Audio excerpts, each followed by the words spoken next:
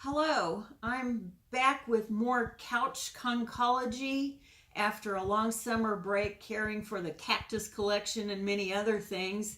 Today I would like to talk about the class Cephalopoda, which is a molluscan class that I mentioned in an earlier video.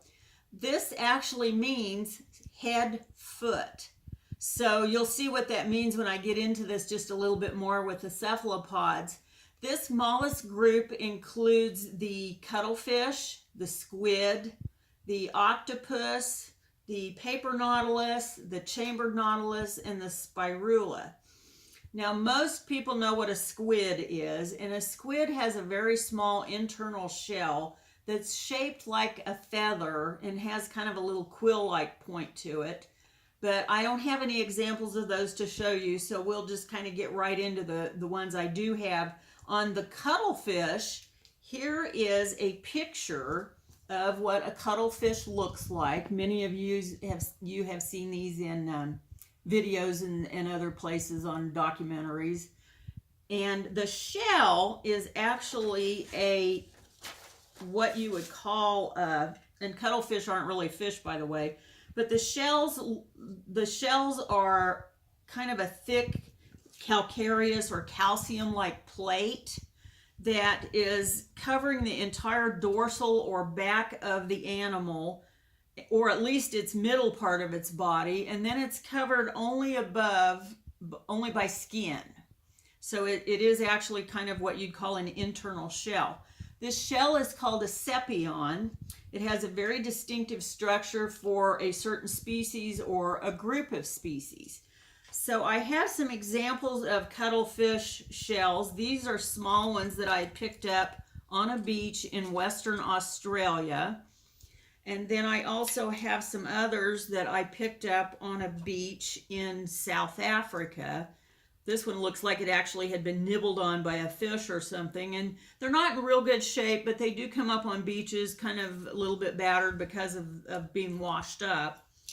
And they also, an interesting point, if you do actually collect cuttle shells on beaches, don't wash them with fresh water, because what will happen is they will actually mold. Interesting, but gross, and those are not good for the collection. So this large one is likely one from the Philippines. I bought it in a pet shop, and it was being sold for caged birds because they like to nibble on this softer part of the cuttle shell. Now, octopus, like this octopus macrophus here, this is a diorama. This is not an actual real octopus, but it gives you a really good idea of how they live and what they look like. Octopus are known for their intelligence and their capacity for learning. They also have very keen eyesight. Their preferred foods are shelled mollusks and various types of crustaceans. Octopus dens are good places to find shells for the collection, but you do have to be cautious, because if it's a den where an octopus is guarding her eggs, she can be very defensive, and they do bite. And some octopus in some areas are actually venomous, and so extra caution is needed there too.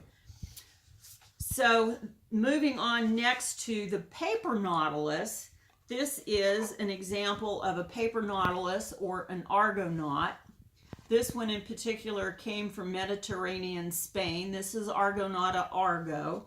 I also have a smaller one of that species that came from Japan. Then there is also the brown paper nautilus that kind of vary a little bit in coloration. These are from the Philippines, most likely, but they can be found in other areas. Now, the paper nautilus shell is actually called a pseudoshell because it's really an egg case. The shell is carried by two of the female's highly modified arms. She broods hundreds of eggs in this shell until they hatch, and the actual shell can be up to 14 inches in length, depending on which species it is. The male argonaut, and I have a little picture of him, what he looks like. He is actually very small. He's only about a half an inch in length, and he does not have a shell because he's not the one who broods the eggs. So they're kind of a interesting group to have in the collection. They're very fragile shells, so you have to be careful with them. Now, the chamber nautilus is also called the pearly nautilus because the interior of the shell is iridescent and pearly. This is oftentimes carved, and it can be a really, really pretty piece of artwork. And this is what is underneath this outer layer of shell. Once that's chipped away and peeled away, this is the inside the mother of pearl. And so the shell of the chamber nautilus is actually partitioned on the inside.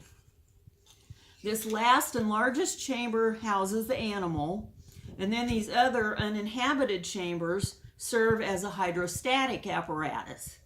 They are partially filled with fluid when the animal is in the shell, when it's alive, and then these walls, or septae, are perforated in the middle by a continuous tube passing through all of the chambers.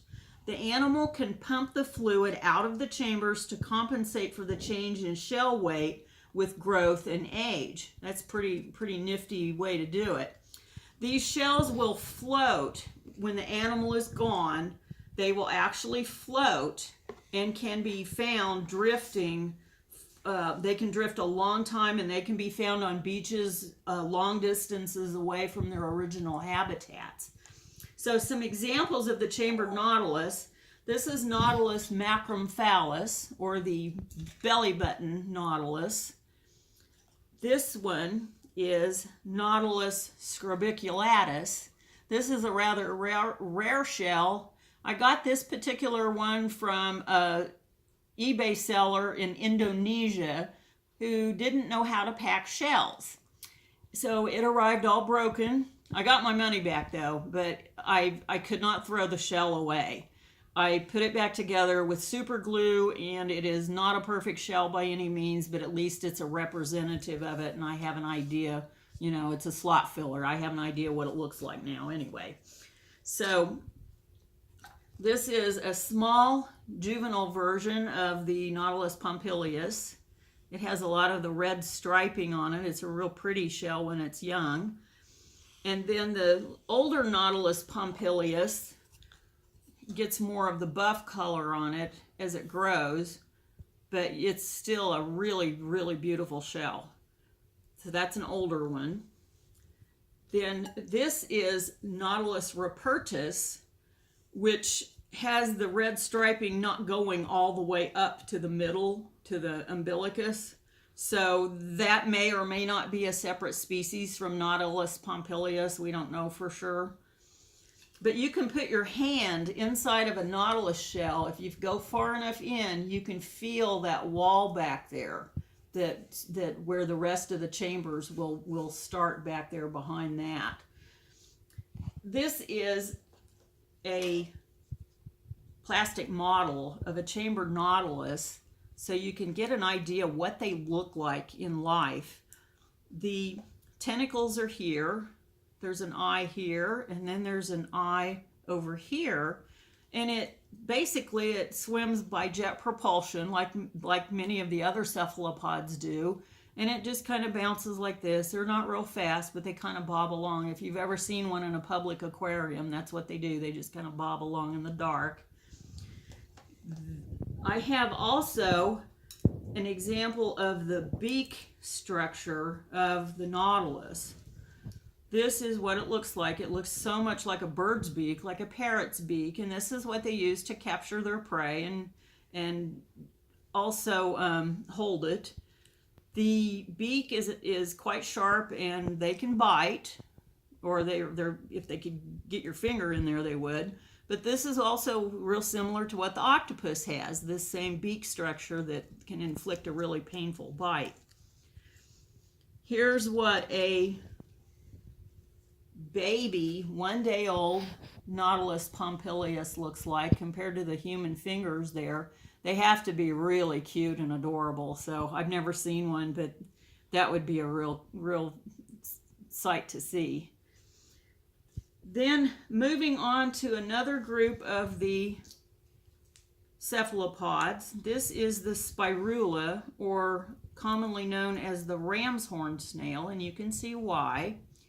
They are a rather small shell. They get to be about an inch, and they have a little animal in them, very similar to the others here, the cephalopods. And the shells wash up on beaches in many, many areas. These in particular came from New Zealand.